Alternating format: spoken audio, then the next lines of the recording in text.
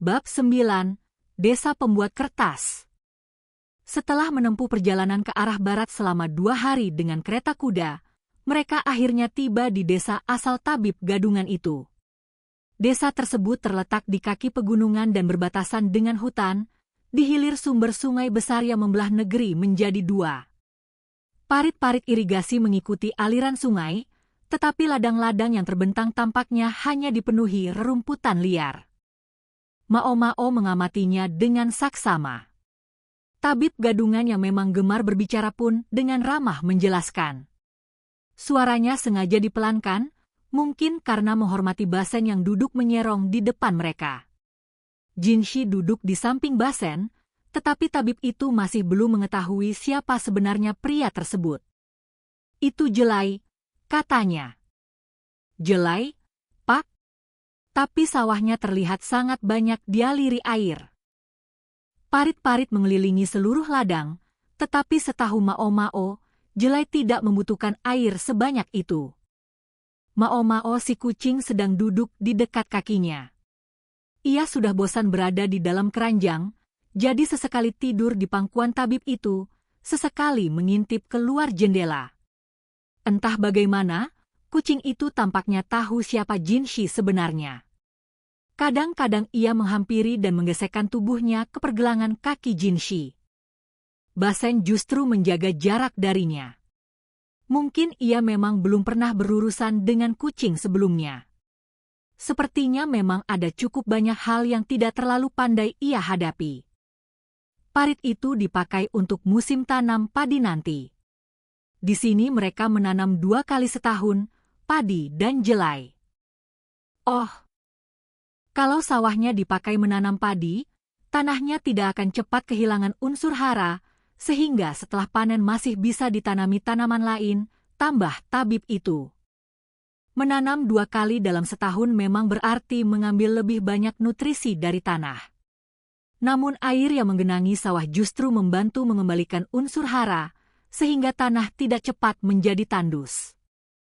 Metode bercocok tanam yang sangat cocok untuk daerah dengan sumber air melimpah seperti ini. Begitu mereka melewati hamparan ladang, hutan mulai tampak di depan mata, sementara desa itu berdiri tak jauh darinya. Kelihatannya daerah ini memiliki sumber daya alam yang sangat beragam, kata Mao-Mao. Bahkan terlalu beragam, pikirnya. Rasanya tidak ada alasan kuat bagi penduduknya untuk hanya mengandalkan pembuatan kertas. Namun tentu ada faktor lain di baliknya. Waktu kami pertama kali datang, tanah datar di sini sudah dimiliki orang lain, jelas tabib gadungan itu. Tapi mereka sama sekali tidak tertarik dengan hutan. Hutan itulah, bersama air pegunungan yang mengalir melaluinya, menjadi sumber utama industri kertas desa tersebut. Hasilnya memang tidak cukup banyak untuk diproduksi secara massal, sehingga mereka memilih mengutamakan kualitas. Untungnya lagi, sungai besar itu juga menjadi jalur transportasi yang sangat praktis untuk mengirimkan hasil produksi mereka. Karena penduduk desa pembuat kertas dan penduduk asli mengerjakan bidang yang berbeda, hubungan mereka selama ini berjalan cukup baik. Pemilik tanah saat kami pertama datang juga orang yang sangat baik, kata tabib itu. Namun ada sesuatu yang mengganjal di hati Mao-Mao. Saat kereta melewati ladang tadi, pandangannya sempat bertemu dengan seorang petani yang sedang menginjak-injak tanaman jelai. Itu memang salah satu cara memperkuat batang tanaman. Tetapi gerakannya terlalu kasar. Seolah-olah ia sedang melampiaskan amarah. Tatapan yang diberikannya kepada Mao-Mao juga tajam dan gelap. Mao-Mao pura-pura tidak melihatnya, lalu kembali melanjutkan percakapannya dengan tabib itu. Setibanya di desa itu, mereka disambut oleh seorang wanita yang tampaknya berusia sekitar 40 tahun. Tatapan matanya yang lembut serta ujung matanya yang sedikit turun membuat Mao-Mao langsung teringat pada tabib gadungan itu sendiri. Mungkin wanita ini adalah adik perempuan tabib itu. Tabib gadungan menyerahkan Mao-Mao si kucing kepada wanita tersebut. Wanita itu tersenyum lembut sambil mengusap bulunya. Rupanya tabib itu sudah lebih dulu memberi kabar bahwa ia akan membawa kucing tersebut pulang. Namun sepertinya ia tidak mengatakan bahwa ia juga akan datang bersama rombongan yang cukup besar, karena wanita itu tampak terkejut melihat Mao Mao dan yang lainnya. "Kakak, selamat datang di rumah," katanya. "Ya." Senang rasanya bisa pulang lagi. Nada suaranya terdengar tenang, tetapi air mata sudah mulai menggenang di sudut matanya. Sulit menyalahkannya. Lebih dari 10 tahun ia tidak pernah pulang ke kampung halamannya. "Aku ingin mengunjungi makam ayah dan..." Kalimatnya menggantung. Mereka pasti telah meninggal ketika dirinya masih bertugas di istana dalam. Ia menarik napas panjang sambil mengusap hidungnya. Tentu saja. Tapi, kalau boleh tahu. Wanita itu melirik ke arah Mao Mao dan rombongannya. "Mereka ini, teman-teman kakak." Barulah Mao Mao sadar. Tatapan wanita itu bukan sekadar heran. Ia sedang menghitung dalam hati apakah makanan yang disiapkan cukup untuk menjamu semua tamu. "Oh, jadi beliau ini atasan kakak di tempat kerja, dan yang ini asistennya. Sekarang aku jadi asistennya, ya." Tidak sepenuhnya salah. Tapi juga tidak sepenuhnya benar. Hal yang sama berlaku untuk sebutan atasan. Namun karena Basen memilih diam, tampaknya ia berniat mengikuti sandiwara tersebut. "Bibi Tabib," begitulah Mao Mao memutuskan menyebut wanita itu karena ia sudah lupa nama yang tadi diperkenalkan, sibuk menghidangkan berbagai makanan ke atas meja. Ada ikan air tawar kukus berbumbu rempah, baozi yang masih mengepul di dalam kukusan, serta nasi goreng berwarna keemasan yang tampak begitu menggugah selera. Semuanya terlihat sempurna.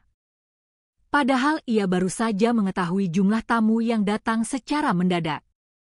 Bahkan tersedia semangkuk bubur ikan khusus untuk Mao Mao si kucing. Kucing itu langsung melahapnya tanpa sedikit pun menjaga wibawa sebagaimana seekor kucing pada umumnya. Kalau saja merasa aman, mungkin ia sudah mencuri ikan yang ada di atas meja. "Jujur saja, aku tidak pernah menyangka seorang Kasim sepertimu akan pulang membawa seorang pengantin muda secantik ini." "Hahaha, sayangnya bukan begitu. Aku juga sudah menduganya." Candaan itu baru saja selesai ketika terdengar bunyi duk. Mao Mao menoleh.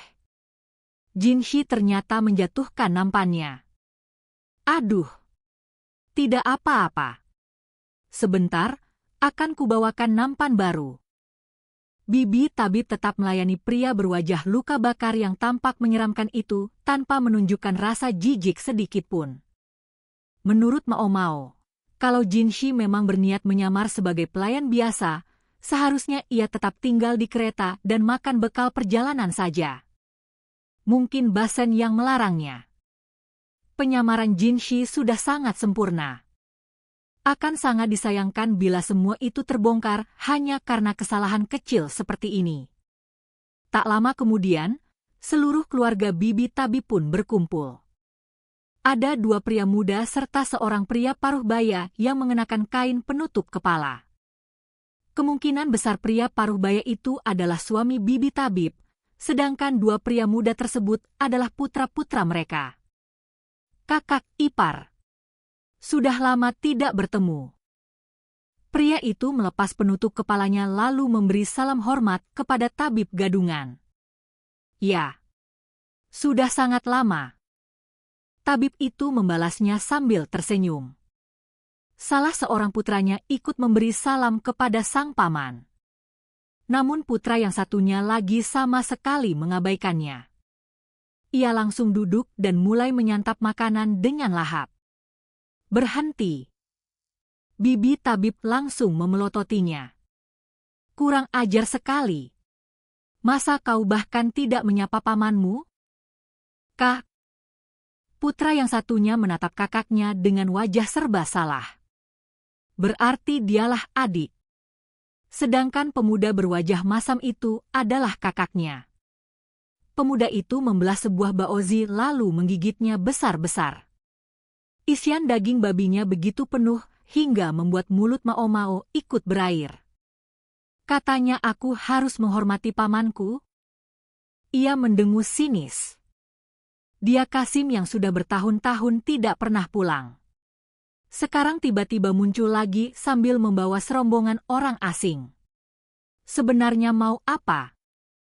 Tabib gadungan hanya memperlihatkan senyum canggung khasnya, senyum yang membuat kedua alisnya semakin tampak turun.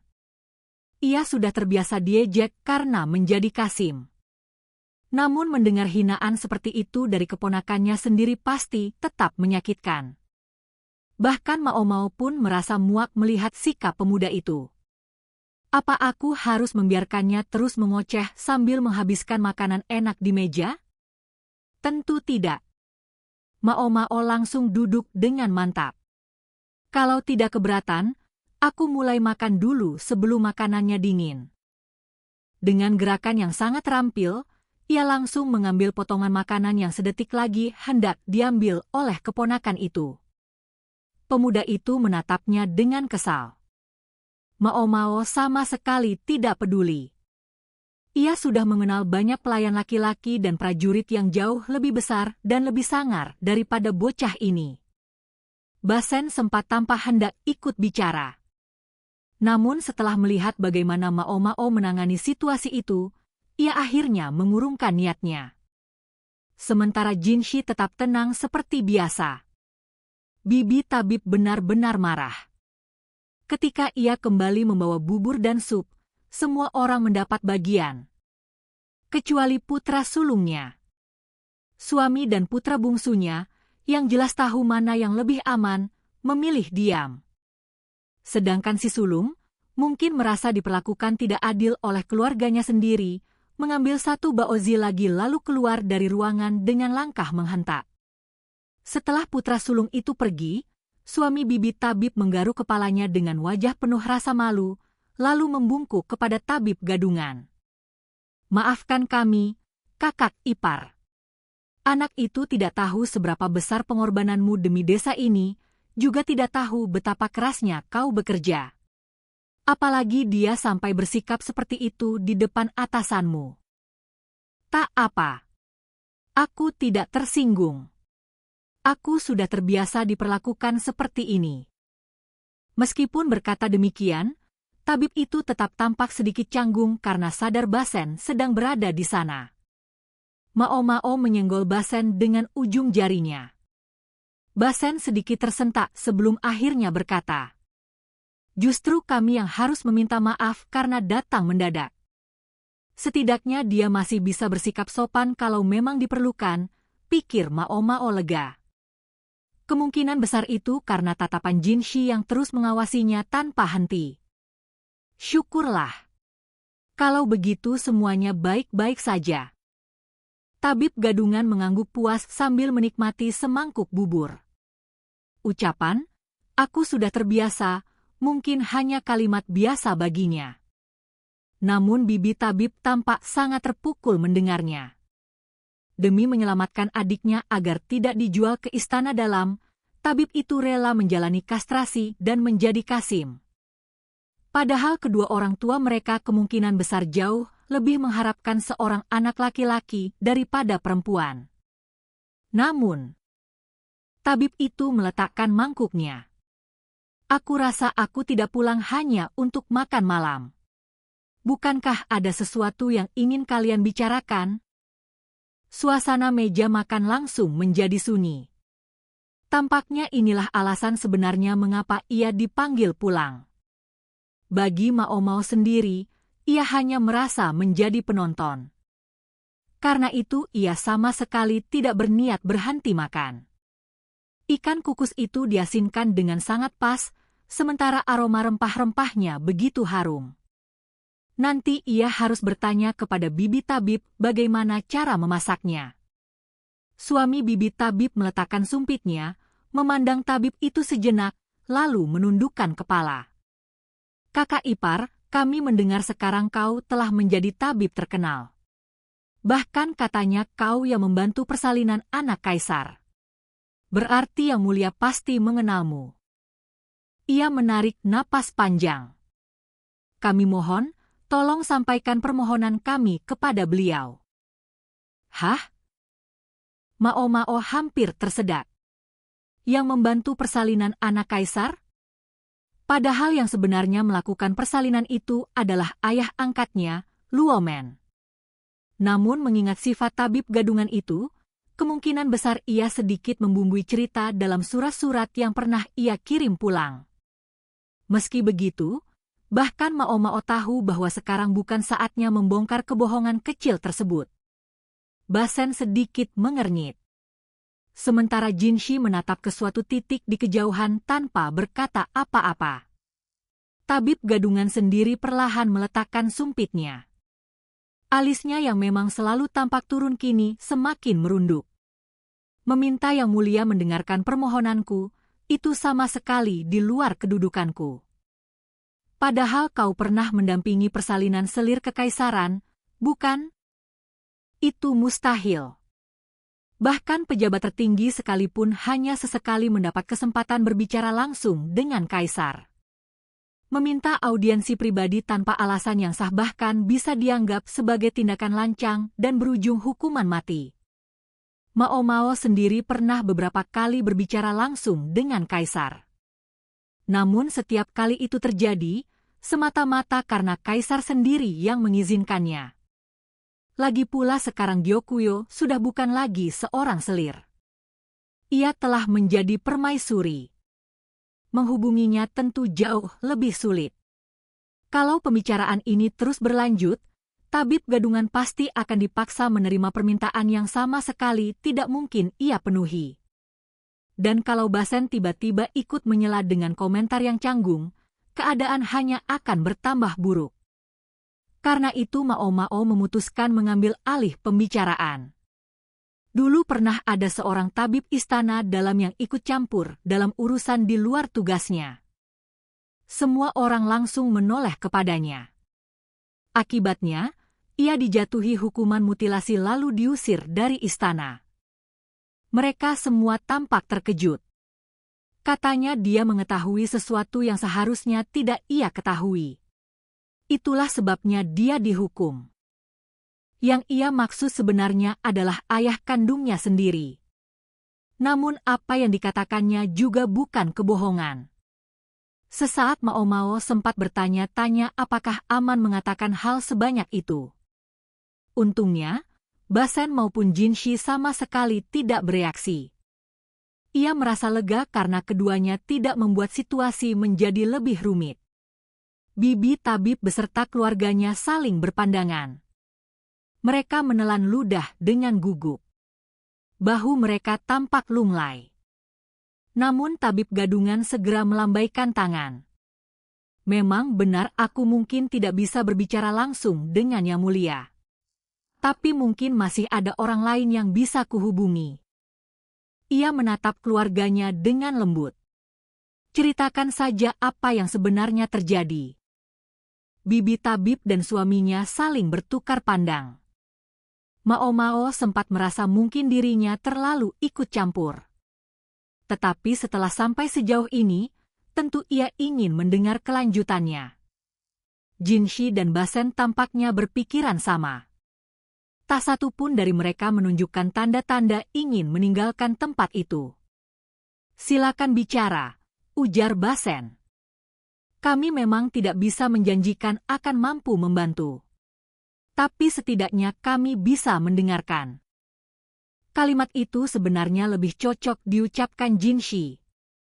Namun kali ini Basen yang mengatakannya mewakili dirinya. Tabib gadungan memandang mereka berdua, mengangguk pelan, lalu berkata kepada keluarganya. Kalian boleh mempercayai mereka. Untuk sekali ini. Ia benar-benar mengucapkan kalimat yang tepat pada saat yang tepat. Kalau begitu, baiklah. Bibi tabib menarik napas pelan sebelum mulai bercerita. Masalahnya berkaitan dengan hak atas tanah desa ini. Tanah tempat desa mereka berdiri ternyata bukan milik mereka sendiri. Mereka hanya menyewanya. Pemilik tanah yang tinggal tidak jauh dari sana sebelumnya tidak menggunakan lahan tersebut, sehingga bersedia menyewakannya dengan harga murah. Seiring berjalannya waktu, kedua belah pihak bahkan mulai membicarakan kemungkinan menjual tanah itu sepenuhnya kepada penduduk desa. Pemilik tanah waktu itu orang yang sangat baik. Beliau akrab dengan semua warga, ujar Bibi Tabib. Tapi beberapa tahun yang lalu beliau meninggal. Sejak putranya mengambil alih, semuanya berubah. Tidak seperti ayahnya, pemilik tanah yang baru sangat membenci orang luar. Ia juga memandang rendah para pengrajin. Ketika desa pembuat kertas memperoleh pesanan resmi dari istana kekaisaran untuk memasok kertas, ia hampir tidak bisa menyembunyikan rasa kesalnya. Waktu kualitas kertas kami sempat menurun, dia berkali-kali datang menuntut ganti rugi.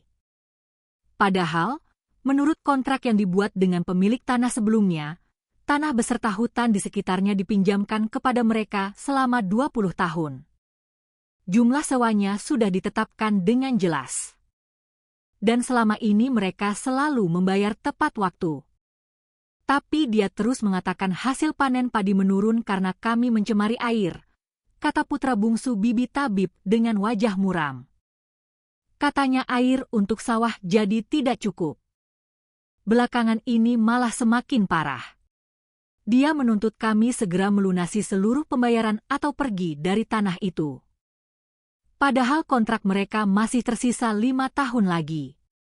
Mustahil bagi penduduk desa mengumpulkan uang sewa 5 tahun sekaligus dalam waktu sesingkat itu.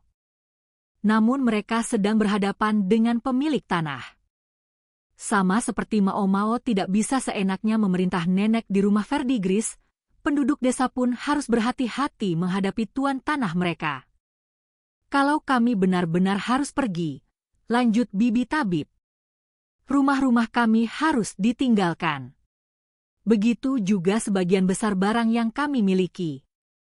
Belum lagi kami tidak tahu berapa lama harus mencari tempat tinggal baru. Kami yakin tujuan mereka sebenarnya adalah mengusir kami supaya mereka sendiri bisa pindah ke desa ini dan mulai membuat kertas. Mengapa mereka melakukan hal seperti itu? Tabib gadungan mengusap kumis tipisnya. Mereka ahli bertani. Kita ahli membuat kertas. Bukankah lebih baik masing-masing mengerjakan bidangnya sendiri? Itu memang masuk akal. Bibi Tabib menggeleng pelan. Tapi tahun ini pajak hasil panen tiba-tiba naik drastis. Sebaliknya, sambung putra bungsunya.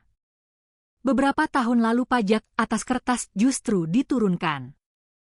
Tentu saja hubungan kami dengan mereka semakin memburuk. Begitu rupanya. Mao langsung memahami duduk perkaranya. Pajak kertas diturunkan agar kertas menjadi lebih murah dan lebih mudah diperoleh masyarakat. Pada akhirnya, kebijakan itu bertujuan meningkatkan tingkat melek huruf.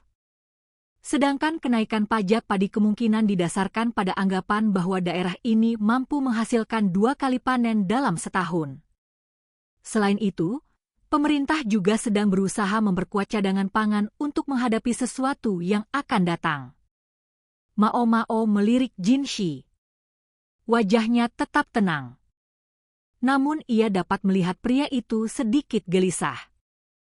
Pasti ini berkaitan dengan serangan hama. Daerah yang hasil panennya melimpah harus membantu daerah yang gagal panen agar lebih sedikit rakyat yang kelaparan. Mao tahu Jinshi dan para pejabat hanya berusaha melakukan yang terbaik. Menurutnya kebijakan itu sendiri tidak salah. Namun, bagi rakyat yang tiba-tiba pajaknya dinaikkan, tentu mereka tidak akan berpikir demikian. Mereka pasti merasa harus mencari cara lain untuk menutup kerugian. Misalnya, dengan menekan desa pembuat kertas ini. Namun sebagaimana dikatakan tabib gadungan, membuat kertas bukan sesuatu yang bisa langsung dikuasai begitu saja. Ada teknik dan pengalaman yang tidak bisa dipelajari hanya dalam semalam. Masalahnya belum selesai sampai di situ. Suami bibi tabib menghela napas. Masih ada satu persoalan lagi. Anak kami. Ia jelas sedang membicarakan putra sulungnya. Karena suatu alasan. Sekarang dia lebih berpihak kepada para petani. Kakakku itu. Putra bungsunya tersenyum pahit. Bagaimana ia menjelaskannya? Dia sudah dibutakan. Ia bahkan tampak kesulitan mengucapkan kata-kata itu. Aku malu mengatakannya, tapi anak itu tidak tahu apa-apa. Di matanya semua pejabat sama saja. Jadi, itulah sebabnya ia tadi begitu memusuhi tabib gadungan. Ia menganggap para kasim sama saja dengan para pejabat yang menaikkan pajak. Itulah sebabnya kami membutuhkan bantuanmu. Permintaan mereka sangat sederhana. Turunkan pajak. Mustahil. Begitulah pikir Mao Mao. Bahkan dengan Jinshi yang duduk tepat di depannya, permintaan itu tetap tidak mungkin dikabulkan. Kalau keputusan pemerintah yang diumumkan pagi hari langsung dibatalkan sore harinya, negara akan menjadi kacau. Lain halnya jika penduduk desa benar-benar berada di ambang kelaparan. Namun dari apa yang dilihat Mao Mao, keadaan mereka belum separah itu. Tabib gadungan pun berada dalam posisi yang sangat sulit. Benar-benar tidak ada yang bisa ia lakukan. Mao Mao si kucing kini duduk di pangkuannya sambil terus menepuk-nepuk kumis tipisnya hingga meninggalkan bekas cakaran di dagunya. Aku ini hanyalah seorang kasim. Ujar tabib itu lirih. Mendengar jawaban tersebut, seluruh keluarga kembali tertunduk lesu. Namun suami bibi tabib segera menguatkan diri. Besok akan diadakan pertemuan dengan pihak tuan tanah. Setidaknya, maukah kau ikut bersama kami? Ya. Itu masih bisa kulakukan. Tabib gadungan melirik Mao Mao. Mao Mao meneruskan tatapan itu kepada Basen. Kalau begitu, bolehkah aku juga ikut hadir? Tanya Basen. Nada bicaranya terdengar santai, tetapi sebenarnya ia sangat berkepentingan dengan masalah ini. Aku hanya ingin menjadi pihak ketiga. Kalau pihak sana mulai bertindak keterlaluan, barulah aku akan ikut bicara. Suami bibi tabib tampak ragu. Bukan karena keberatan membawa Basen, melainkan karena ia yakin pemilik tanah pasti tidak akan menyukainya. Aku juga akan ikut. Tabib gadungan langsung menimpali. Padahal kehadirannya mungkin tidak banyak membantu, pikir Mao Mao. Namun ia sendiri mulai bertanya-tanya. Apakah dirinya juga boleh ikut menyaksikan pertemuan itu? Tepat ketika Mao Mao si kucing kembali hendak mencakar kumis tabib gadungan, Mao Mao segera mengangkatnya dari pangkuan pria itu. Suami bibi tabib ternyata adalah kepala desa, sehingga rumah mereka cukup luas untuk menampung tamu yang menginap. Awalnya rombongan Mao Mao berencana bermalam di sebuah penginapan di pinggir jalan, tetapi pada akhirnya mereka menginap di rumah itu saja. Mao Mao mendapat sebuah kamar kecil untuk dirinya sendiri. Tabib gadungan menempati kamar utama. Sementara Jinshi dan Basen berbagi sebuah kamar tamu yang cukup luas. Para pengawal yang ikut bersama mereka menginap di bangunan tambahan di samping rumah. Tempat tidur dan alas tidur yang tersedia lebih dari cukup. Rupanya saat musim pembayaran pajak tiba, mereka biasa mempekerjakan buruh harian sehingga memang sudah menyiapkan perlengkapan tidur dalam jumlah banyak. Bibi tabib menawarkan untuk menyiapkan air mandi bagi mereka. Bagaimanapun juga mereka adalah tamu. Namun Basen menolak dengan halus. Katanya, mereka sudah cukup merepotkan tuan rumah. Terus terang Mao Mao sebenarnya ingin sekali mandi. Sayangnya ia tidak bisa membantah keputusan Basen, yang kemungkinan besar hanyalah menjalankan instruksi diam-diam dari Jinshi. Sebagai gantinya, Mao Mao meminta seember air diantarkan ke kamarnya. ia membasuh tubuhnya dengan handuk basah. Airnya terlalu dingin untuk mandi sungguhan, jadi ia hanya membersihkan keringat. Namun rambutnya mulai terasa berminyak, sehingga ia memutuskan untuk sekalian keramas. Untuk itu ia menuangkan sedikit air panas ke dalam ember. Tidak banyak. Hanya sekitar 1 gayung. Ia mengurai rambutnya, membasahinya, lalu mengoleskan sabun. Dengan lembut ia memijat kulit kepalanya, perlahan menghilangkan kotoran yang menempel. Setelah busanya dibilas bersih, ia membungkus rambutnya yang masih basah dengan handuk. Kakinya mulai terasa dingin. Karena air di dalam ember masih hangat, ia pun merendam kedua kakinya di sana. Saat sedang mengeringkan rambut dengan saksama. Tok, tok. Terdengar ketukan di pintu. Masuk. Tidak ada jawaban. Merasa heran, Mao membuka pintu sedikit dan mengintip keluar. Yang berdiri di sana adalah pria menyeramkan dengan bekas luka bakar di wajahnya. Tanpa berkata apa-apa, Mao membuka pintu lebih lebar. Pria itu, atau lebih tepatnya, Jinshi, masuk ke dalam kamar. Jendela kamar tertutup rapat karena Mao baru saja membersihkan diri. Kamar di sebelah adalah kamar Jinshi dan Basen. Sedangkan kamar berikutnya letaknya cukup jauh. Kau boleh bicara. Kurasa tidak ada yang akan mendengar kita. Apakah aku mengganggumu yang sedang mencuci diri? Suara Jinshi kembali terdengar semerdu biasanya. Rupanya kali ini ia tidak berniat menyamarkan suaranya. Mungkin itu sebabnya ia memilih diam sejak tadi. Hanya keramas. Maaf kalau penampilanku kurang rapi. Mao tetap mengeringkan rambutnya sambil memindahkan ember ke sudut ruangan. Kamarnya sempit. Selain tempat tidur, hampir tidak ada tempat untuk duduk. Karena itu Mao tetap berdiri menghadap Jinshi. Duduklah. Rambutku masih basah. Tatapan yang ia berikan seolah berkata, sebenarnya ada perlu apa kau datang ke sini? Jinshi menyentuh bekas luka bakarnya, lalu mengeluarkan sebuah bungkusan kain. Aku ingin melepas ini untuk sementara. Menurutmu kau bisa membuat riasannya lagi? Di dalam bungkusan itu terdapat pewarna merah, lem, dan bubuk putih. Lemnya dibuat dari beras yang dihancurkan hingga halus, sehingga teksturnya agak lengket. Mao memperhatikan bekas luka buatan itu. Lapisan lemnya mulai menipis. Tidak mengherankan. Meskipun cuaca dingin, seseorang tetap berkeringat. Saat tidur pun riasan seperti itu akan bergesekan dengan bantal. Kurasa bisa. Aku bisa membuatnya lagi. Ia membayangkan prosesnya.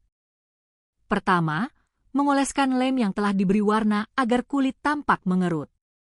Lalu menaburkan bubuk putih di atasnya. Terakhir, menambahkan sedikit bayangan supaya wajah Jinshi terlihat pucat. Hasilnya akan sangat mirip dengan bekas luka semula. Kalau begitu, tolong. Lepaskan dulu riasannya. Jinshi mencelupkan sapu tangannya ke dalam ember. Mao membeku. Ada apa? Kurasa, lebih baik aku menyiapkan air baru. Tidak usah. Itu terlalu merepotkan. Air ini sudah cukup. Mao hanya menatap ember itu dalam diam. Airnya memang belum terlalu kotor. Tapi, itu kenapa? Tanya Jinshi lagi. Tidak apa-apa. Mao memutuskan untuk tidak mengatakan bahwa beberapa saat sebelumnya ia baru saja merendam kedua kakinya di dalam ember tersebut. Melihat Jinshi sama sekali tidak keberatan menggunakan air bekas itu, ia pun memilih diam. Ia mengambil sapu tangan lembab tadi dan mulai mengusap wajah Jinshi. Sapu tangan katun itu masih baru. Namun tidak lama kemudian kain putihnya dipenuhi noda merah dari pewarna dan lem. Sayang sekali. Kemungkinan besar warna merah itu tidak akan hilang meski dicuci berkali-kali. Andai saja Jinshi memakai kain lap yang lebih tua. Jinshi menutup mata dan membiarkan Mao Mao bekerja. Ia tampak menikmati sensasi kain hangat yang mengusap wajahnya. Ekspresinya begitu tanpa kewaspadaan. Saking lengahnya, Mao Mao sampai berpikir. Kalau ada pembunuh datang sekarang, mungkin kepalanya sudah terpenggal sebelum sempat sadar. Lalu pikiran aneh lain melintas di kepalanya. Jamur kaki tidak mungkin menular ke wajah, kan? Tentu saja. Mao Mao sendiri tidak punya jamur kaki. Setelah lem larut seluruhnya, wajah asli Jinshi pun terlihat. Kulitnya tetap halus dan sehat. Namun masih ada satu bekas luka sungguhan yang membentang di pipinya. Bekas itu masih agak kemerahan. Warnanya mungkin akan memudar seiring waktu. Tetapi, luka itu tidak akan pernah benar-benar hilang. Bekas tersebut akan menemaninya seumur hidup. Master Jinshi. Ya? Kenapa kita mampir ke rumah tabib utama? Apalagi sampai membawaku ikut. Jinshi membuka matanya perlahan. Rumah itu memang berada di jalur tujuan kita. Karena sudah sekalian lewat, kupikir tidak ada salahnya mampir. Jalur tujuan kita. Berarti perjalanan pulang nanti bahkan akan lebih lama daripada perjalanan berangkat. Lalu sebenarnya kita sedang menuju kemana? Bisa dibilang waktunya sangat tepat. Aku juga ingin melihat langsung bagaimana reaksi rakyat terhadap kenaikan pajak. Itu memang masuk akal. Setiap tahun ketika pajak dipungut, jumlah hasil panen dibandingkan dengan jumlah penduduk di daerah tersebut. Dengan begitu pemerintah bisa memastikan beban pajaknya tidak berlebihan. Namun, semua itu hanyalah angka. Angka tidak selalu menggambarkan keadaan yang sebenarnya. Selain itu, ada sesuatu yang terasa janggal di daerah ini. Apa maksud Anda? Sejujurnya aku juga belum tahu. Yang jelas, sepupumu menggunakan sempoannya dan menemukan ada sesuatu yang tidak beres. Lahan mengatakan ada kejanggalan pada jumlah beras yang dikirim dari daerah ini selama beberapa tahun terakhir. Lahan memang terkenal sangat terobsesi dengan angka. Ia adalah orang eksentrik yang siang malam hanya memikirkan angka-angka, selalu berusaha menemukan susunan yang paling sempurna, meskipun tak pernah benar-benar merasa puas. Kalau sampai ia melaporkan sesuatu kepada Jinshi, hampir pasti memang ada masalah. Katanya jumlah beras yang mereka kirim tidak sesuai. Orang seaneh Lahan mungkin banyak. Tetapi kalau soal perhitungan angka, hampir mustahil ia keliru. Itulah alasan aku datang ke sini. Namun lihatlah apa yang kita temukan. Kita tidak bisa membiarkan para pembuat kertas yang sudah ahli digantikan oleh orang-orang yang bahkan tidak mengerti cara membuat kertas, padahal saat ini kita justru sedang berusaha meningkatkan produksinya. Jadi, perjalanan ini bukan sekadar jalan-jalan. Jinshi benar-benar sedang bekerja. Sekarang aku jadi merasa lebih bersalah. Dia bahkan mencuci wajahnya memakai air bekas rendaman kakiku. Mungkin rasa kantuk mulai menyerangnya. Perlahan-lahan tubuh Jinshi merosot ke atas tempat tidur hingga akhirnya ia berbaring. Orang ini memang merepotkan. Sambil menghela napas pelan, Mao Mao duduk di tepi ranjang lalu dengan lembut mengusap rambut Jinshi. Ia tidak memakai wewangian. Namun tetap saja tercium aroma bunga yang samar dari tubuhnya. Dia benar-benar seperti bidadari. Bekas luka ini mau ku buat sekarang? Atau besok pagi saja? Sekarang. Suara Jinshi yang mengantuk terdengar bahkan lebih memikat daripada biasanya. Mao Mao sempat berpikir. Kalau aku mengusirnya keluar kamar sekarang juga, lalu seseorang melihatnya, akibatnya bisa benar-benar merepotkan. Ia mengaduk lem dan pewarna dengan ujung jarinya.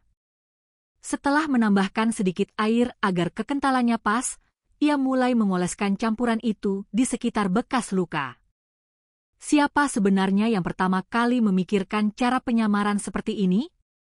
Hasilnya benar-benar meyakinkan. Memang tidak tahan air.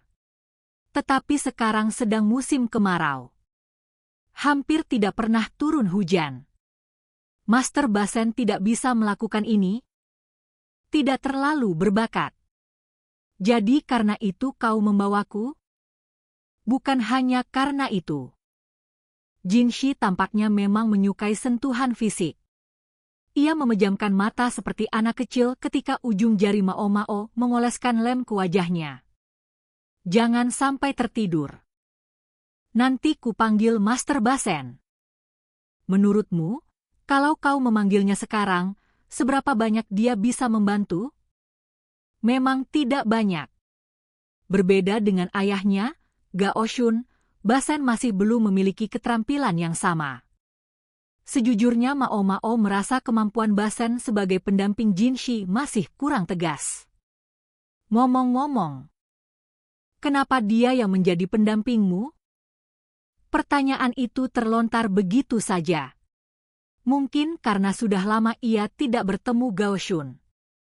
Diam-diam ia merindukan pria paruh baya itu. Ia juga merindukan sifat usilnya yang sesekali muncul tanpa diduga. Jin Shi membuka matanya sedikit lebih lebar. Sorot matanya memperlihatkan sedikit keterkejutan. Aku tahu dia memang sering terlihat seperti itu. Tapi sebenarnya, dia sangat bisa diandalkan saat benar-benar dibutuhkan. Dengan segala hormat, jawabanmu terdengar kurang meyakinkan. Mungkin Jin Shi memang sedikit memanjakan Basen. Bagaimanapun juga mereka adalah saudara susu. Namun di sisi lain, kalau Basen benar-benar bisa bersikap santai di hadapan Jin Shi, mungkin itu sendiri sudah merupakan sebuah bakat. Mao Mao akhirnya menyelesaikan riasan luka bakarnya. Ketika hendak mencuci tangannya yang penuh lem, tiba-tiba muncul sebuah ide.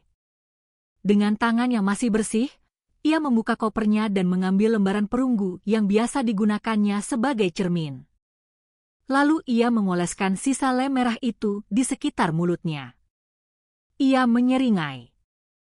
Bayangan yang muncul di cermin benar-benar tampak seperti monster.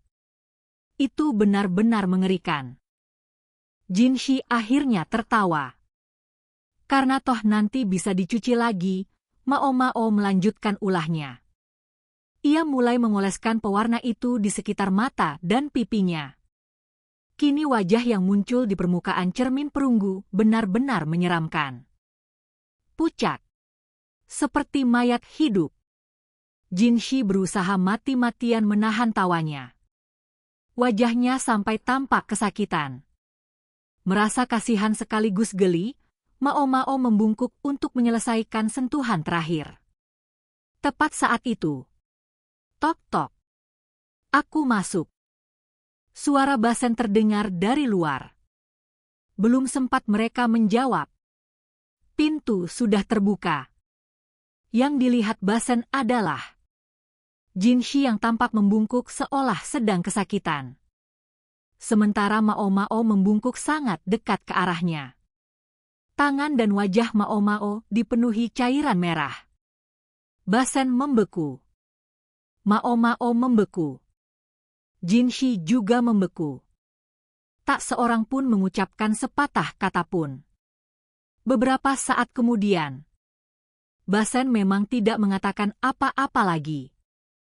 Karena tepat saat ia hendak berteriak memanggil orang, Mao Mao segera menyumpalkan sapu tangan ke mulutnya. Di saat yang sama, Jin Shi langsung menahan tubuh Basen agar tidak bergerak. Entah mengapa. Itulah kerjasama terbaik yang pernah dilakukan Mao Mao dan Jin Shi sejak pertama kali mereka bertemu. Keesokan harinya, Mao Mao ikut menghadiri perundingan bersama rombongan lainnya.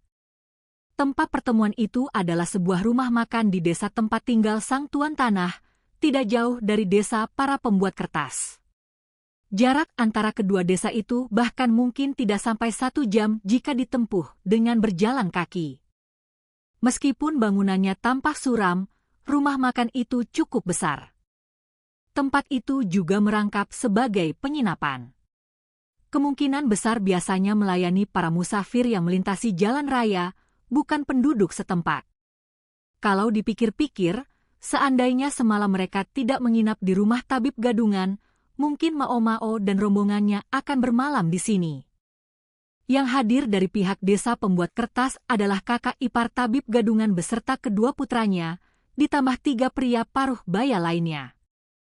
Ditambah Mao Mao, Basen, dan Jinshi, jumlah mereka menjadi 10 orang. Mao Mao sedikit meragukan apakah Basen benar-benar mampu melindungi Jinshi jika keadaan berubah menjadi kacau. Namun di sisi lain, Jinshi sendiri tampaknya cukup mampu menjaga dirinya. Seharusnya tidak akan terjadi apa-apa. Di seberang mereka duduk tak kurang dari 15 pria bertubuh kekar. Di tengah-tengah kelompok itu duduk seorang pria paruh baya dengan sikap angkuh, mengelus-elus kumisnya seolah dialah penguasa tempat itu. Tak diragukan lagi, dialah sang tuan tanah. Pasangan tua pemilik rumah makan mengawasi mereka dengan wajah kesal tanpa berusaha menyembunyikannya. Mereka pasti memilih tempat ini karena mengantisipasi kemungkinan terjadinya perkelahian. Pilihan itu tentu saja bukan sesuatu yang menyenangkan bagi pemilik rumah makan. Tabib gadungan tampak gemetar. Selain istri pemilik rumah makan, hanya Mao Mao seorang perempuan di sana. Ia terlihat khawatir akan hal itu. Sementara orang-orang lain bahkan tidak melirik gadis kurus itu. Beberapa malah tampak saling berbisik sambil bertanya-tanya mengapa ada seorang gadis muda di tempat seperti ini. Sebenarnya tidak mudah bagi Mao Mao untuk ikut datang. Bibi tabib sempat berusaha menghentikannya. Meskipun tubuhmu kecil begitu, kau tetap seorang gadis yang belum menikah. Akan berbahaya kalau sesuatu terjadi di tempat seperti itu. Yang lebih penting lagi, menurutnya Mao Mao sama sekali tidak pantas berada dalam pertemuan tersebut. Namun tabib gadungan terus memandang Mao Mao dengan wajah memohon. Selain itu, Mao Mao sendiri juga penasaran dengan kontrak yang mereka bicarakan. Aku punya beberapa kenalan yang mengerti soal urusan seperti ini, akhirnya ia berkata. Mungkin nanti aku bisa menceritakan apa yang kulihat kepada mereka. Sebenarnya itu sedikit melebih-lebihkan. Namun masih cukup mendekati kenyataan. Mendengar itu, bibi tabib akhirnya mengalah.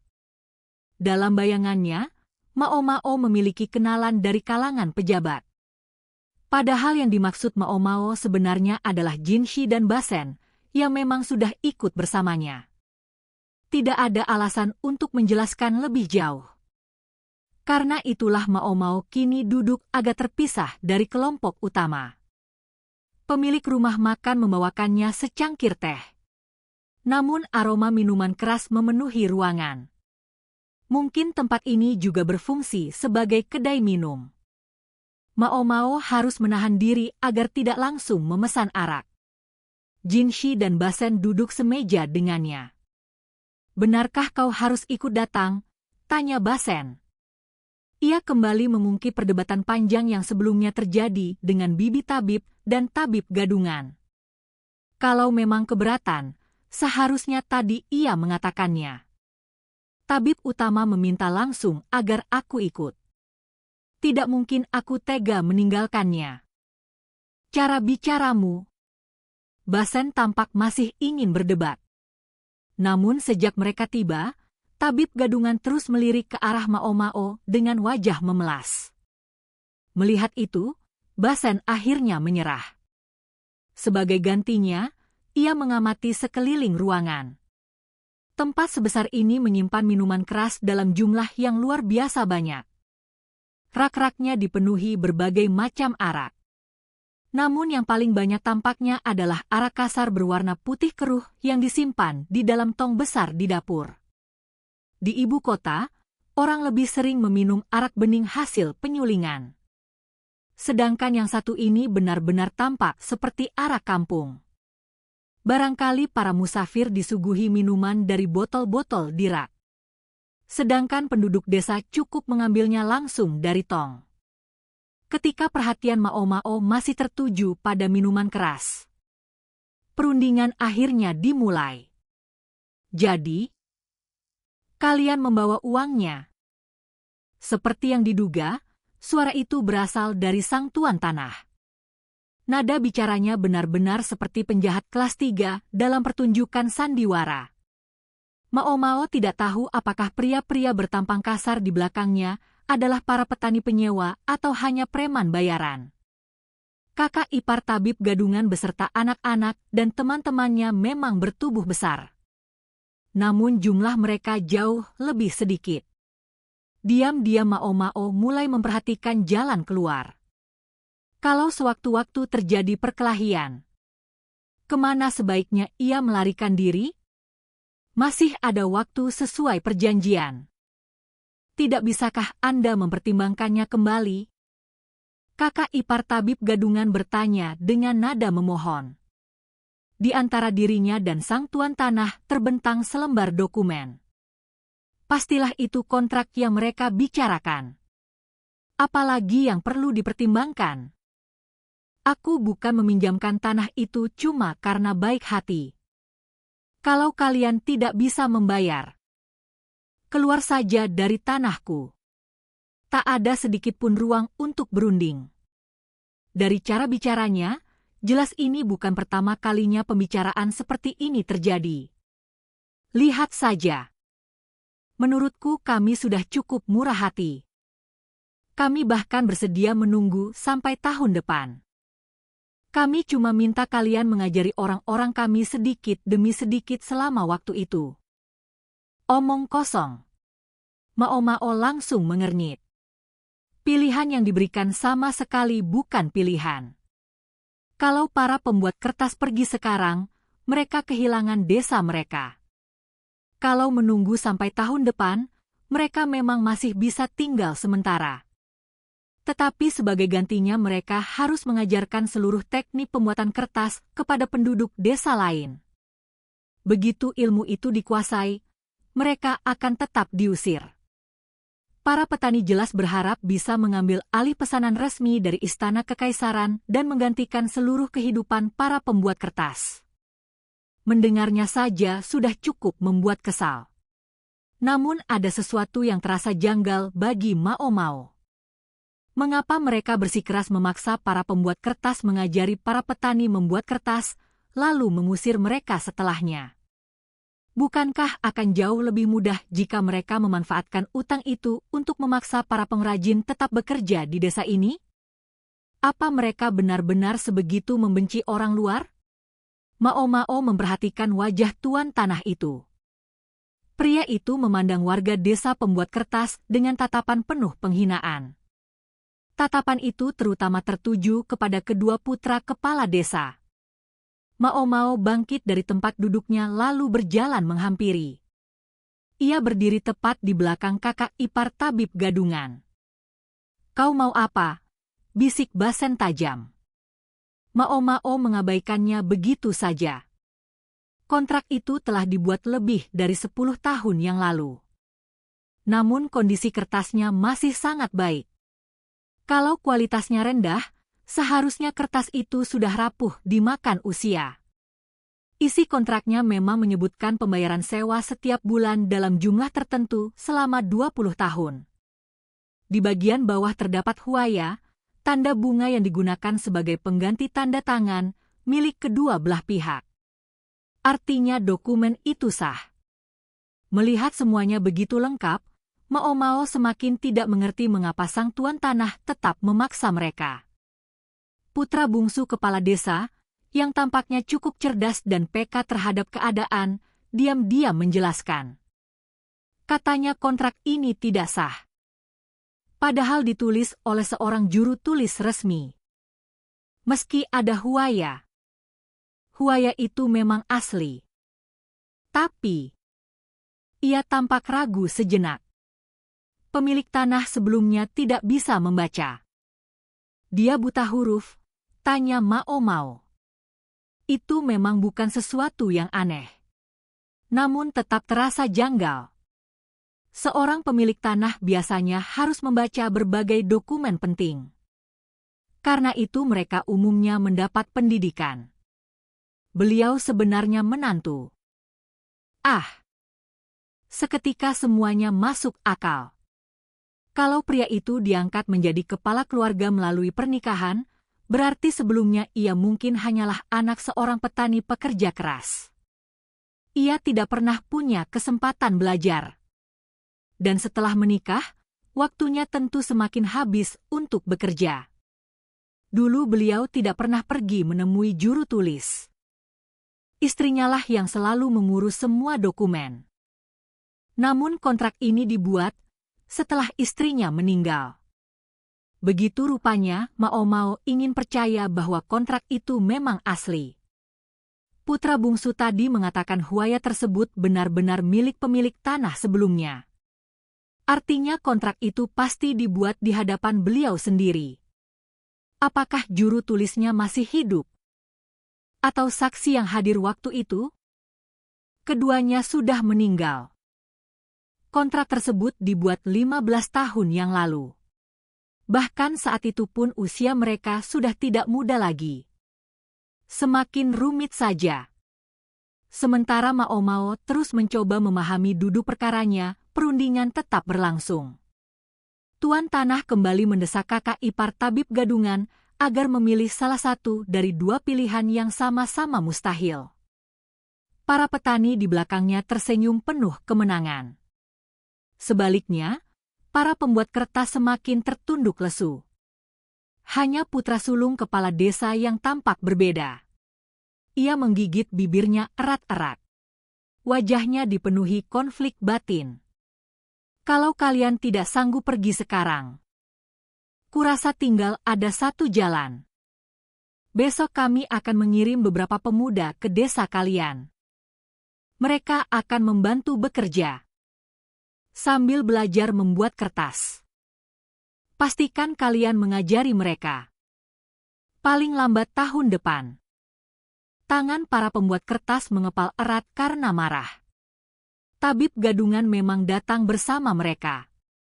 Namun seperti biasa, ia sama sekali tidak mampu membantu. Ia hanya bisa berdiri terpaku seperti yang lainnya. Sementara itu, Mao Mao justru tampak jauh lebih santai dibanding semua orang. Yang benar-benar menarik perhatiannya saat ini justru arak.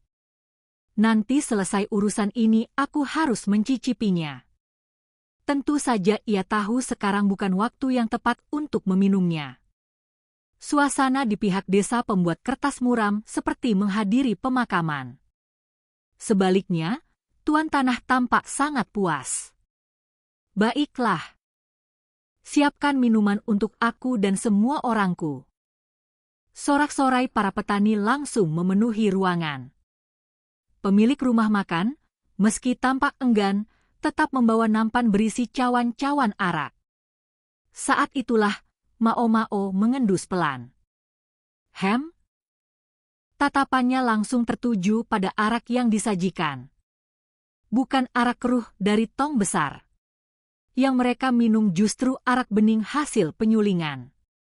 Sedangkan tuan tanah sendiri menikmati minuman berwarna keemasan dari salah satu botol di rak. Jelas itu arak sulingan berkualitas tinggi. Melihat cara ia meminumnya, tampaknya ia memang cukup kuat minum. Kalau hanya tuan tanah yang meminumnya, Mao Mao masih bisa memahami. Setiap orang tentu bebas memilih minuman favoritnya. Namun, mengapa bahkan para petani juga diberi arak sulingan yang jauh lebih mahal? Padahal arak keruh yang jauh lebih murah tersedia melimpah di dalam tong. Mao Mao berpikir sejenak. Lalu, Meskipun merasa sedikit kasihan kepada pemilik rumah makan yang sudah tampak kesal sejak tadi, ia mengangkat tangan. "Permisi." "Apa?" "Aku juga ingin secangkir arak." Wanita itu hanya mengangkat bahu, lalu menuangkan segelas untuknya. "Nona, ini benar-benar bukan waktunya minum." Tabib gadungan tampak benar-benar putus asa. Kakak iparnya juga menatapnya dengan wajah tak percaya. Basen tentu saja menunjukkan ekspresi yang sama. Namun Jinshi justru memberi isyarat agar Mao Mao memesan lagi. Jadi dia juga menyadarinya. Mao Mao lalu memesan 1 cawan lagi untuk Jinshi dan 1 untuk Basen. Setelah itu ia mengangkat cawannya sendiri. Sekali teguk, araknya terasa manis dengan rasa yang cukup kaya.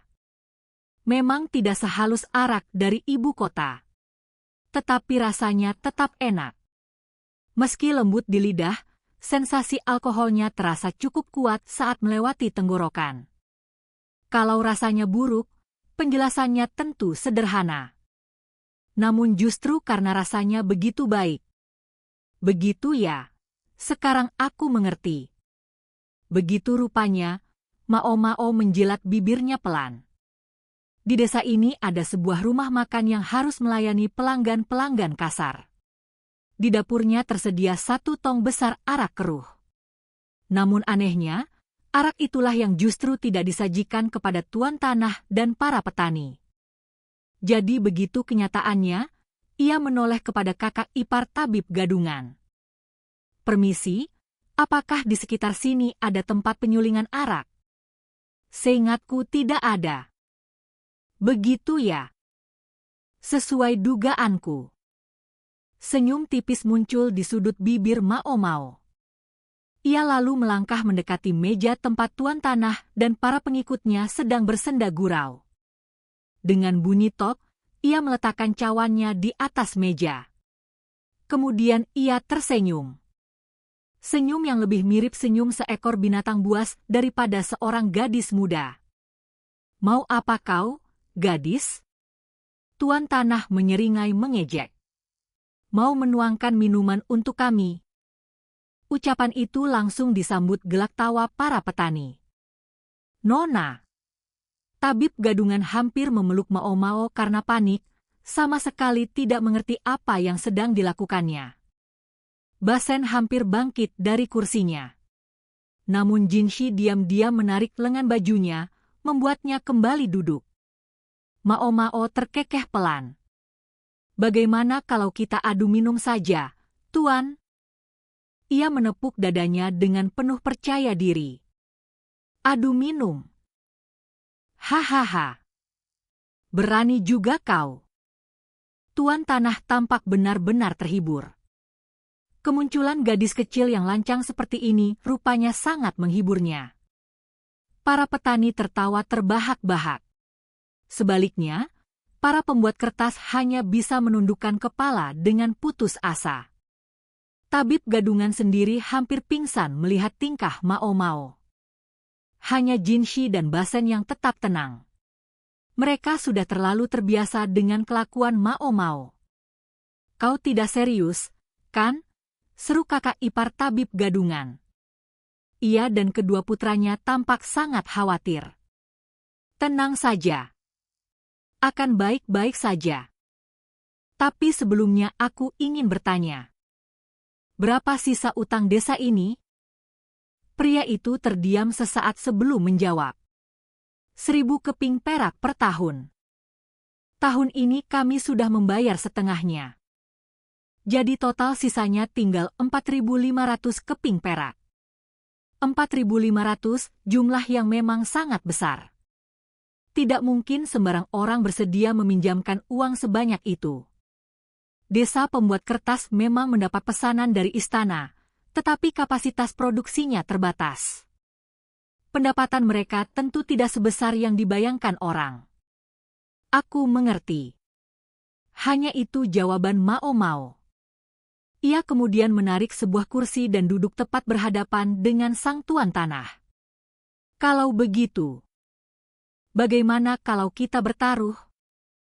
Bertaruh? Itu baru menarik. Tuan Tanah sekarang benar-benar menganggap Mao Mao sebagai hiburan. Memangnya kau punya apa untuk dipertaruhkan? Ada. Kau sudah melihatnya. Sekali lagi Mao Mao menepuk dadanya. Kalau aku dijual ke rumah bordil, hargaku pasti paling tidak 300 keping perak. Beberapa petani langsung menyemburkan arak dari mulut mereka. Para pembuat kertas hanya bisa melongo. Terdengar suara kursi bergeser keras. Jinshi berdiri. Namun Mao Mao hanya menganggukkan kepala dengan tenang, seolah semua ini sudah diperhitungkannya. Hahaha. 300? Anak kecil sepertimu tahu apa soal harga perempuan? Tuan Tanah tertawa begitu keras sampai ludahnya berhamburan. Para petani ikut tertawa terpingkal-pingkal. Mereka benar-benar menikmati pertunjukan ini. Mao Mao mendengarkan semua itu tanpa sedikit pun tersinggung. Lalu, puih. Ia sengaja mendengus mengejek. Para petani langsung berhenti tertawa. Beberapa orang mulai menatapnya tajam. Kalian cuma berpikir begitu karena gadis desa yang baru dicabut dari ladang paling-paling hanya laku 50 keping perak. Mao Mao tersenyum sinis. Lucunya, kalian bahkan tidak sadar soal itu. Tubuhnya mendadak tersentak. Seseorang menarik kerah bajunya hingga ia hampir terangkat berjinjit. Rupanya perumpamaan, lobak yang baru dicabut dari tanah, benar-benar membuat para petani tersinggung. Jinshi tampak hendak bergerak. Namun Mao Mao meliriknya sekilas. Jangan ikut campur. Kalau Jinshi turun tangan sekarang, keadaan hanya akan menjadi semakin rumit. Ulangi lagi kalau berani. Seorang petani yang wajahnya merah pada maju sambil mengepalkan tinju. Tangan kasarnya masih dipenuhi tanah sawah. Kalau pukulan itu mengenai wajahnya, jelas tidak akan terasa ringan. Tapi kalau memang harus kuterima, ya sudah. Mao Mao sudah melangkah sejauh ini. Ia tidak berniat mundur. Tabib gadungan sudah terduduk lemas di lantai. Penduduk desa pembuat kertas hanya bisa memandang dengan wajah pucat. Kalian bahkan tidak bisa membaca ataupun menulis. Mao Mao tetap melanjutkan ucapannya. Heh. Kalaupun mereka mengajari kalian membuat kertas, kalian tetap tidak akan bisa membuatnya dengan baik. Tinju itu akhirnya melayang. Namun, tidak pernah sampai mengenainya. Brak. Sesuatu menghantam meja lebih dulu. Seseorang telah berdiri di antara Mao Mao dan petani tersebut. Sebuah kantong uang besar kini tergeletak di atas meja. Jinshi berdiri tegak di depan Mao Mao. Ia membalik kantong itu. Gemercing logam memenuhi ruangan. Ratusan keping perak berjatuhan ke atas meja. Semua orang membelalakkan mata. Basen bahkan tampak benar-benar tercengang. Apa yang sebenarnya dilakukan Master Jinshi? Dengan suara yang sengaja dibuat lebih berat dari biasanya, Jinshi berkata, 300 keping perak bahkan terlalu murah untuk gadis ini. Sambil berkata demikian, ia menepis tangan petani yang masih mencengkram kerah Mao Mao seolah itu bukan apa-apa. Jangan sembarangan menghamburkan uang sebanyak itu. Mao Mao hanya bisa mengeluh dalam hati. Namun sekarang ia tidak punya pilihan selain mengikuti permainan Jinshi. Ia merapikan kerah bajunya, menginjak kursi dengan sebelah kaki, lalu membusungkan dada. Benar, kan? Orang yang tahu nilai sesuatu akan langsung tahu berapa harga diriku. Petani yang tadi hendak memukulnya hanya bisa menggera marah. Mao Mao dan Jinshi sama-sama menyunggingkan senyum yang paling menyebalkan yang bisa mereka buat. Kami tidak perlu mendengarkan ocehan kalian. Salah seorang petani berteriak marah. Ayo beri mereka pelajaran. Namun Tuan Tanah segera mengangkat tangannya. Jangan terburu-buru. Mendengar perintah itu, para petani langsung terdiam dan mundur. Kalian benar-benar mengeluarkan uang. Kalau begitu, aku menerima taruhan ini. Akhirnya ia setuju. Senyum Mao Mao melebar. Bagus. Siapa yang lebih dulu? Orang-orang dari desa pembuat kertas hanya bisa memandang Mao Mao seolah tidak percaya pada apa yang sedang terjadi. Pasangan pemilik rumah makan tampak cemas. Tabib gadungan masih terduduk lemas di lantai. Sementara itu, Jin Shi menatap Mao Mao dengan ekspresi yang jelas menunjukkan bahwa ia sama sekali tidak senang dengan tindakan nekat gadis itu. Basen tampak lebih kesal lagi karena Jin Shi sedang kesal. Kantong penuh keping perak tetap tergeletak di atas meja. Aku yang pertama, teriak petani yang tadi hampir memukul Mao Mao. Sempurna. Tak lama kemudian, botol-botol arak kosong berserakan di lantai. Bersamanya tergeletak 3 pria bertubuh besar. Dan pria keempat baru saja roboh menyusul mereka. Astaga! Sudah selesai? Tanya Mao Mao santai sambil menghabiskan sisa arak di cawannya. Yang diminumnya adalah arak sulingan dengan kadar alkohol tinggi. Sensasi panasnya membakar tenggorokan. Jauh lebih kuat daripada arak biasa yang dijual di tempat-tempat sederhana seperti ini. Namun, bagi Mao Mao, yang sudah terbiasa meminum alkohol berkadar jauh lebih tinggi untuk berbagai keperluan pengobatan, minuman itu hampir terasa seperti air putih. Kesalahan terbesar para petani adalah mengira mereka bisa segera menjatuhkan Mao Mao dengan menyuruhnya meminum arak sulingan. Mereka sendiri justru tidak terbiasa minum alkohol sekuat itu. Akibatnya, satu persatu mereka tumbang. Mao Mao sama sekali tidak berniat mengalah. 300 keping perak. Bukan harga yang buruk. Jin Shi berbisik di dekat telinganya. Membayangkan pria itu benar-benar akan membelinya, membuat Mao Mao semakin bertekad untuk tidak kalah. Perlu dicatat bahwa seorang mucikari yang pandai menawar biasanya bisa membeli gadis desa hanya dengan 20 keping perak. Jin Shi benar-benar memiliki cara pandang yang aneh mengenai nilai seseorang.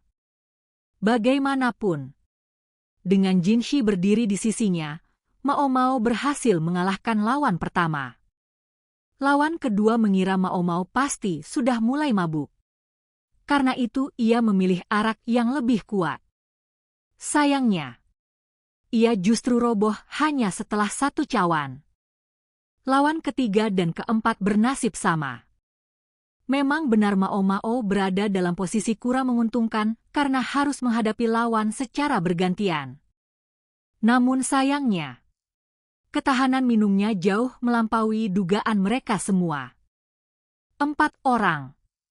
Mao Mao menghitung dalam hati. 300, 600, 1200.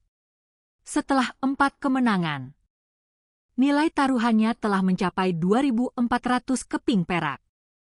Para petani yang tersisa menatapnya dengan wajah merah padam. Mungkin mereka tidak bisa membaca.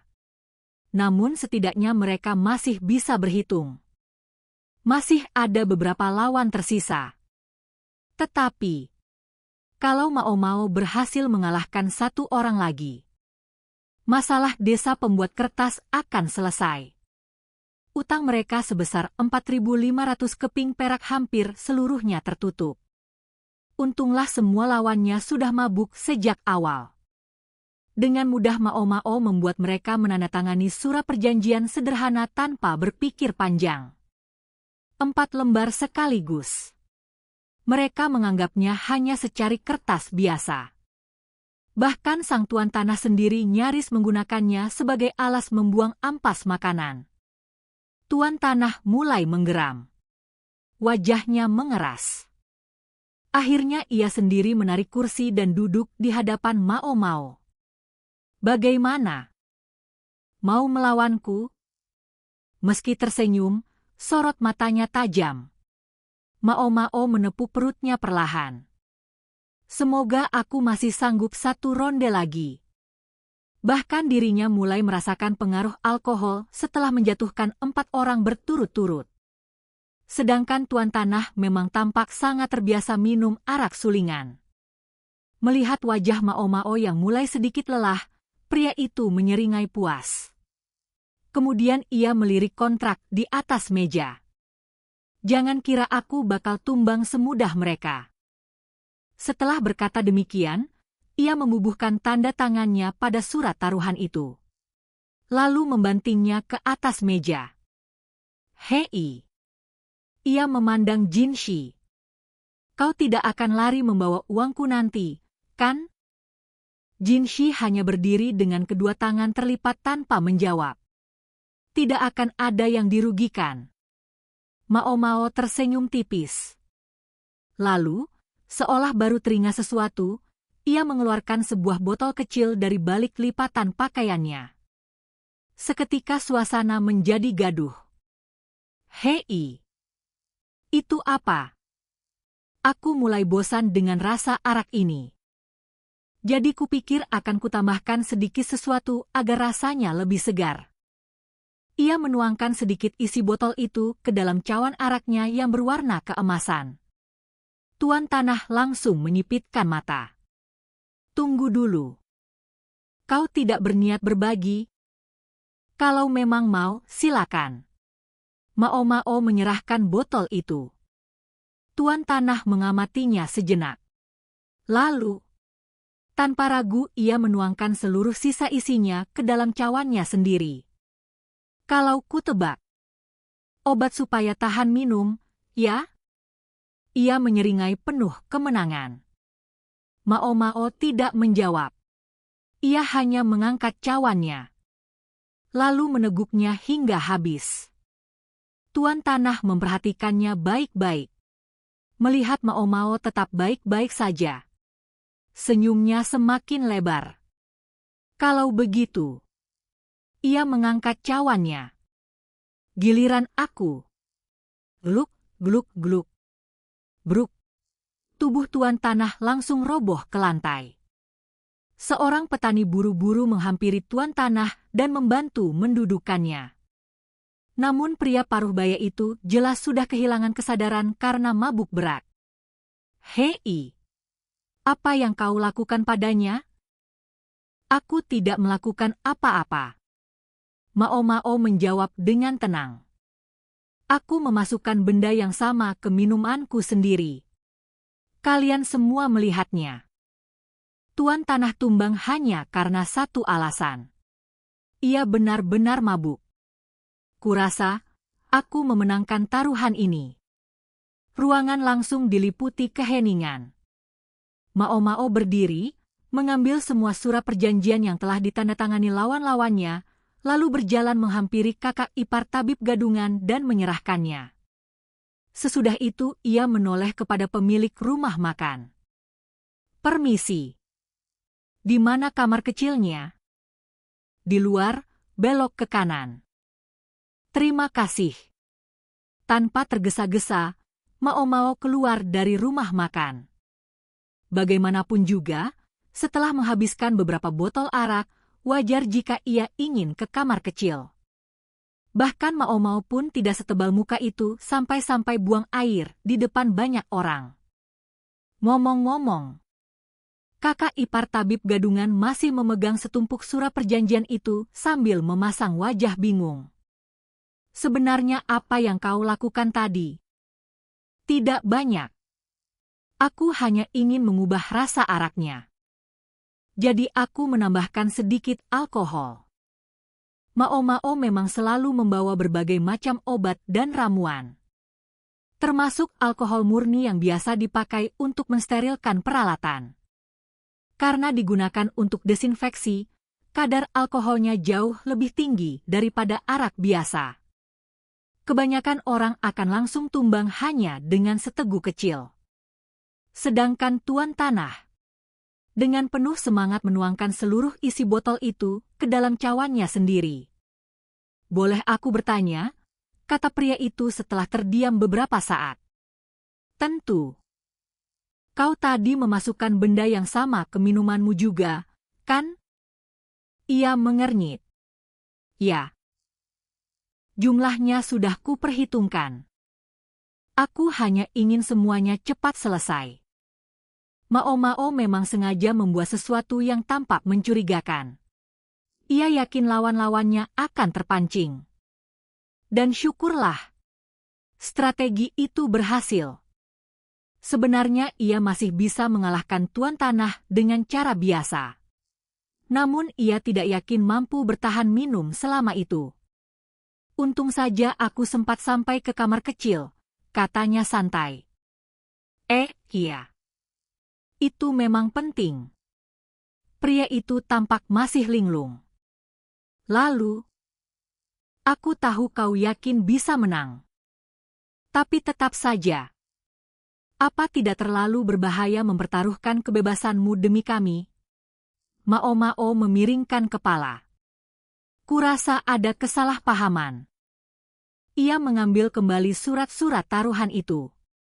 Ini adalah hasil kemenanganku. Oh, tentu saja. Modal awalnya tetap harus kukembalikan.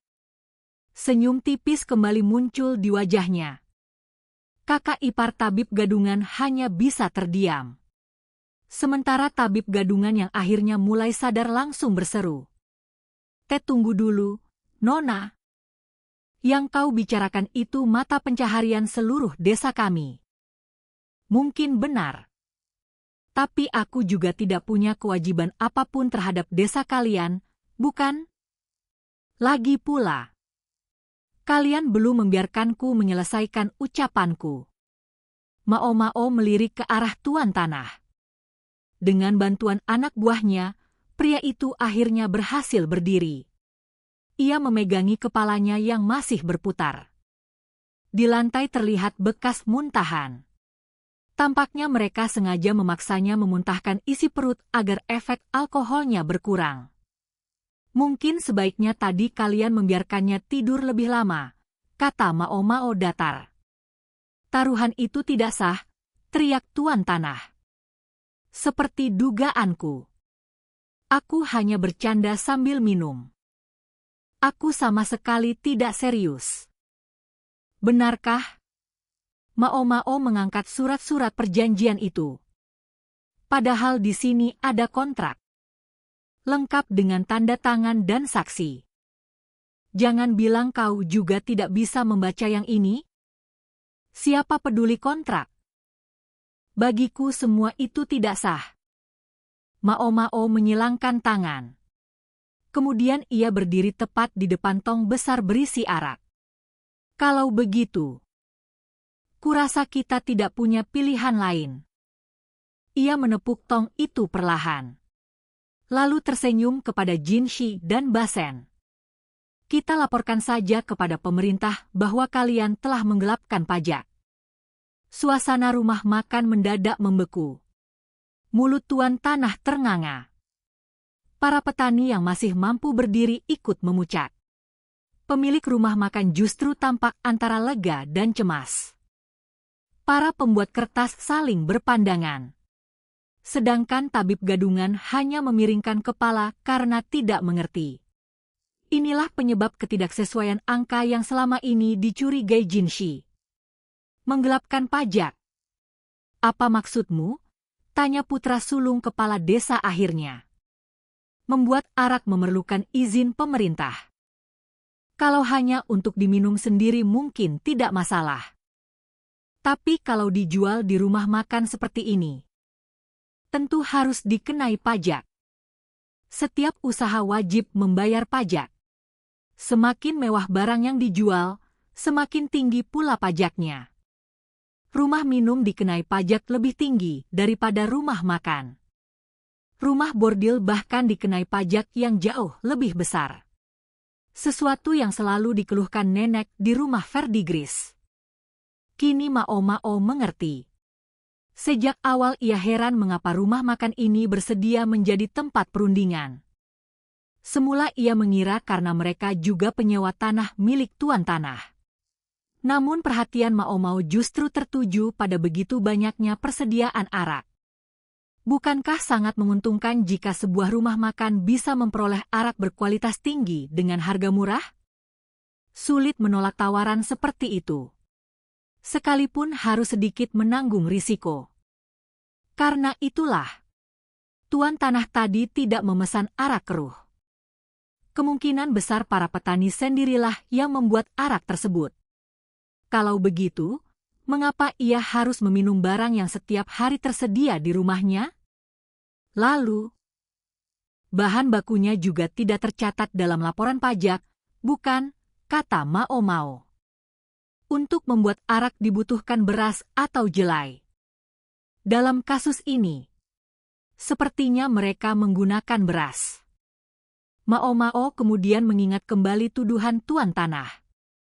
Penduduk desa pembuat kertas mencemari air sehingga hasil panen padi menurun. Air untuk sawah jadi tidak cukup. Itu bohong, bukan? Justru hasil panen kalian semakin bagus dari tahun ke tahun. Kalau sawah-sawah di daerah ini terus dialiri air dari hulu yang membawa tanah subur serta serasah daun, kesuburan tanah tentu akan tetap terjaga. Lagi pula, para pembuat kertas sama sekali tidak membuang limbah beracun ke sungai. Yang hanyut ke hilir paling-paling hanya dedak yang dipakai untuk membuat lem, atau serpihan kayu yang menjadi bahan baku kertas. Bagi Mao Mao, semua itu justru merupakan pupuk yang sangat baik. Bahkan ia menduga, inilah alasan mengapa pemilik tanah terdahulu pernah berniat menjual tanah itu kepada penduduk desa. Mungkin para petani sendiri tidak benar-benar mengerti mengapa hasil panen mereka tiba-tiba meningkat. Namun mereka jelas sadar bahwa panennya memang semakin baik. Seseorang kemudian memutuskan memanfaatkan kelebihan hasil panen itu secara diam-diam. Beras yang tidak dilaporkan kepada pemerintah diolah menjadi arak. Dengan kata lain, mereka menggelapkan pajak 2 kali sekaligus. Pelanggaran yang cukup berat. Semua dugaan itu sebenarnya ingin diucapkan Mao Mao. Namun ajaran ayahnya selalu mengingatkannya agar tidak sembarangan mengungkapkan sesuatu tanpa perlu. Karena itu ia memilih diam. Meski begitu, ekspresi wajah tuan tanah dan para petani sudah cukup menjadi bukti bahwa dugaannya tepat. Apa kau punya buktinya? Tanya salah seorang petani. Benar. Kau bisa membuktikannya? Bukti? Mungkin ada. Mungkin juga tidak. Namun, Jinshi sedang berdiri tepat di sana. Ia sendiri adalah saksi yang paling berbahaya. Tenang saja. Mao Mao tersenyum. Kalau kalian memang tidak bersalah, tentu kalian tidak keberatan bila para pejabat memeriksa rumah-rumah kalian. Ia sengaja mengucapkannya sambil tersenyum selebar mungkin. Seketika para petani yang tadi berteriak-teriak langsung membisu. Pas. Mereka terpancing. Berani sekali kau, gadis. Tuan tanah masih memegangi kepalanya yang pusing. Tapi jangan kira kau bisa berkata seenaknya tanpa menerima akibatnya. Mao Mao berdiri memandangnya dari atas. Kalimat itu justru ingin kukatakan kepadamu. Lihat sekelilingmu. Lalu pikirkan baik-baik sebelum mengancamku. Setidaknya sepertiga anak buahnya sudah terkapar karena mabuk. Termasuk dirinya sendiri. Sisanya memang masih berdiri. Namun tak seorang pun benar-benar sadar sepenuhnya. Sebaliknya, pihak Mao Mao memiliki 6 pria bertubuh besar yang sama sekali belum menyentuh setetes alkohol. Tentu saja, jumlah itu belum termasuk tabib gadungan, yang jelas tidak akan banyak membantu jika sampai terjadi perkelahian. Yang terpenting, di pihak mereka ada Jinshi dan Basen. Belum lagi para pengawal yang berjaga di luar. Kalau terjadi sesuatu pada Jinshi atau Basen, mereka pasti langsung menerobos masuk. Pemilik rumah makan sendiri tampak mati-matian berusaha tidak ikut campur. Mao Mao sebenarnya tidak ingin menyelesaikan masalah dengan kekerasan. Namun kalau para petani memilih jalan itu, ia yakin rombongannya tidak akan tinggal diam. Ia mengangkat surat-surat perjanjian di depan wajah para petani. Senyumnya semakin lebar. Silakan saja kalian pergi memanggil bantuan. Sementara itu, kami akan mengirimkan kontrak-kontrak ini kepada pemerintah dengan kuda tercepat yang kami miliki. Nada bicaranya hampir terdengar seperti sedang bersenandung riang. Padahal, orang yang jauh lebih menakutkan daripada pejabat manapun sedang berdiri tepat di belakangnya. Nona, kau kelihatannya sedikit berbeda dari biasanya, gumam tabib gadungan. Mao Mao pura-pura tidak mendengarnya. Sebaliknya, ia kembali menatap tuan tanah.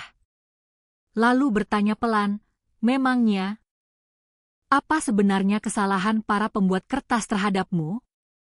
Belum sempat tuan tanah menjawab. Brak.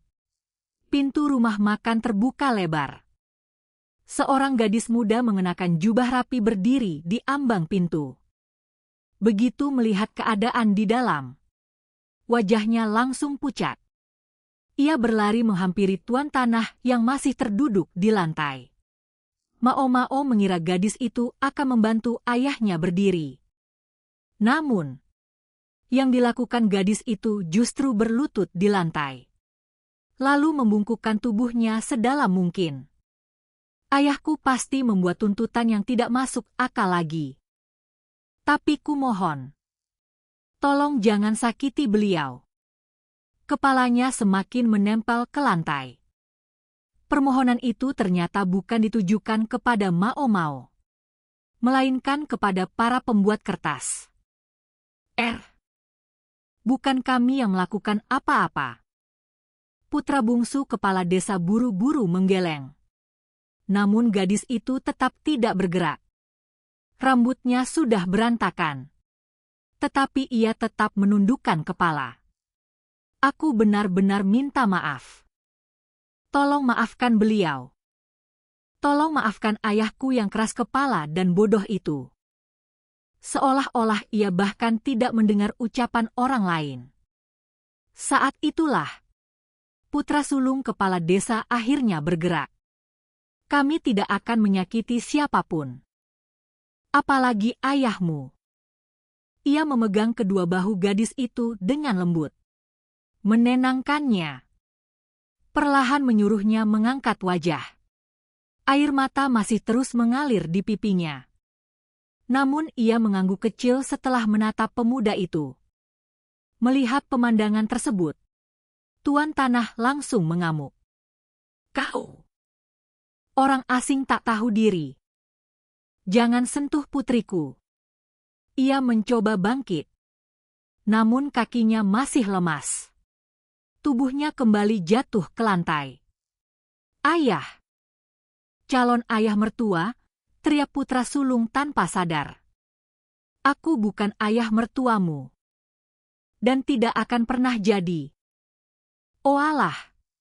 Dalam sekejap kepala Mao Mao terasa jauh lebih jernih. Putra bungsu kepala desa hanya bisa menatap kakaknya dengan wajah pasrah. Jangan bilang. Gumam Mao Mao. Kurasa sekarang tidak perlu dijelaskan lagi, jawab pemuda itu pahit. Seketika semuanya menjadi jelas. Kini Mao Mao akhirnya mengerti. Mengapa putra sulung begitu membela para petani? Mengapa tuan tanah membenci orang luar? Dan mengapa ia mati-matian ingin mengusir desa pembuat kertas? Walaupun misterinya akhirnya terpecahkan, Mao Mao justru merasa lebih baik seandainya ia tidak pernah mengetahui jawabannya.